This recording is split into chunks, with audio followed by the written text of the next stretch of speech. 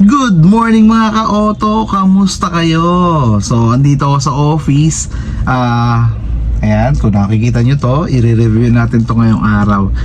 Sasabihin ako sa inyo magandang promo na to. Teka, nakasubscribe na ba kayo? Kung hindi pa, pakisubscribe naman po ang channel namin.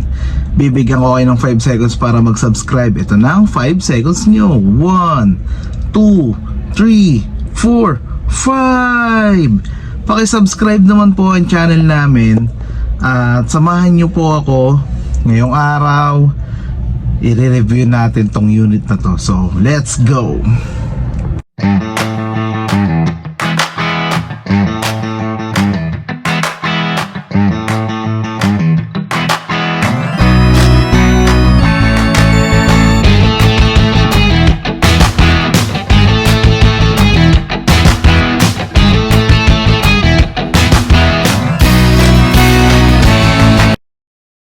So ayun mga ka-auto,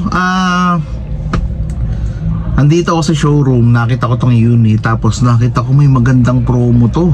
So sabi ko ikutan ko nga ulit, na-review na natin to before pero ikutan ulit natin, i-explain ko ulit sa inyo kung ano yung makukuha nyo sa unit na to kapag nag-avail kayo. So let's go, simulan natin yung pag-review sa L300 at alamin natin kung ano yung pwede nyong makuha sa unit na to. So let's go.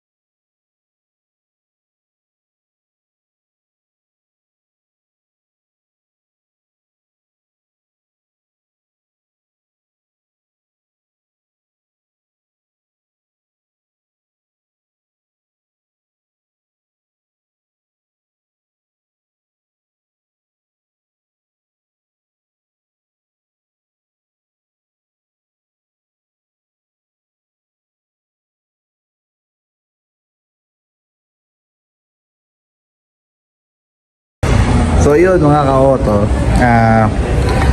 yung sinasabi ko na pwede nyong makuha ay yung promo ng L300 na to. Kasi bakit?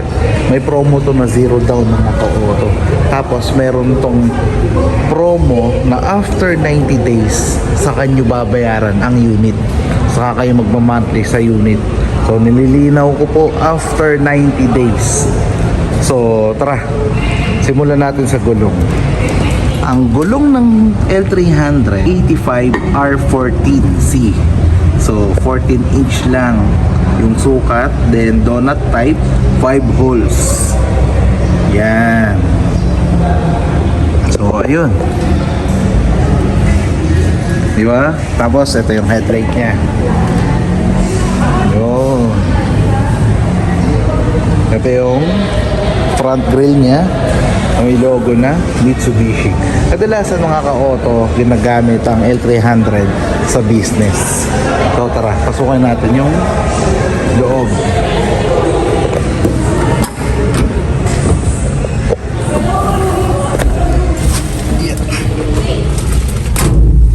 So may dalawang airbags to mga ka-auto.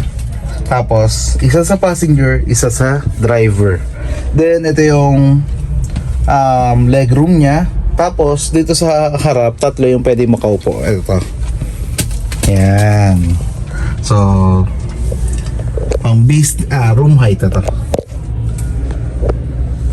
So yun, no? Maluwag pa, convenient. Yung sa likod, ang pwede makaupo doon ay 14 seater. So puntahan natin. Tara. So ikutan muna natin yung suspension kasi nga pangkargahan to, pang business. Alamin ba natin kung kaya ba nito ang mga ikakarga niya. So ang front suspension nito mga ka-auto is double wishbone with coil spring. Tapos sa likod, ang suspension nito mga ka-auto sa likod ay semi-elliptic lip spring. So ayan. Ayan no. So puntahan naman natin yung likod. So ito yung taillight niya mga ka-auto. Ayan. Tapos ang gumawa ng body niya ay sentro. So alam naman natin na pag ang sentro matibay pag gumawa siya ng mga body katulad nito. So tignan natin yung loob. Ito. Yan. So ito yung aircon niya. Tapos ito sabi sa training namin 7-seater daw. Simula dito hanggang dun. Ang pwedeng makaupo 7. Tapos ito 7 din. Tignan nyo mga ka-auto. Ayan. Pakita ko sa inyo. Isa. Tapos dalawa. Ito. Kasi laki ko ha. Tatlo. Yan. 4. 5. 6. So 7. 7 nga. Pero kung mga mas payat pa sa akin, siguro mga 8-seater to. Diba? Pwede siya ng 8-seater. So sa normal size, tulad ko, yun nga, mas hindi pala normal yung size ko kasi malaki, 7-seater. Pero kung mas payat sa akin, siguro kaya ito ng 8-seater. So, di ba? Pero yun nga, ang sinabi naman sa training namin ay 17-seater to. So, 3 sa harap, tapos 7 dito, 3 plus 7, 10 plus 7 ulit ay 17. So, 17-seater. So, tara, puntahan naman natin ang driver side kung saan gustong-gusto ng lahat. So, let's go.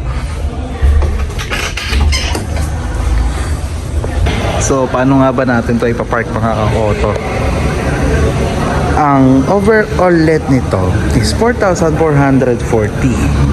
Then, yung overall width niya ay 1,695 mm.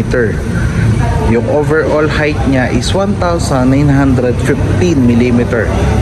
Yung wheelbase niya is 2,350. Then yung ground clearance niya is 195 mm. Yung gross weight nito mga ka-auto is 2,445. Then yung carb weight is 1,130 kilogram.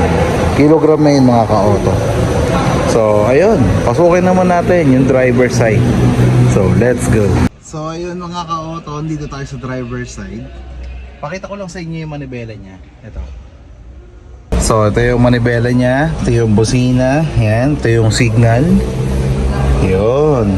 Then, ito. Ayan yung AC niya. Manual. Typical na manual.